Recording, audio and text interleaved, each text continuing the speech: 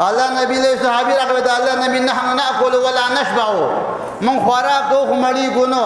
دا الله نبی لعلکم تفترقون تاسو ځان نه خوري ویل حذیفه ابن یمان فرمای من بچی دا الله د نبی سره په پینده کې ناسلو اول شروع بچا کوله دا الله نبی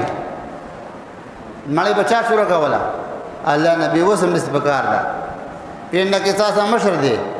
الله نبی له صحابي راغله دا الله نبی نحن ناكل ولا نشبع من خوراکو خمړی ګونو دا الله نبی لعلکم تفترقون تاسو ځان نه خوري ویل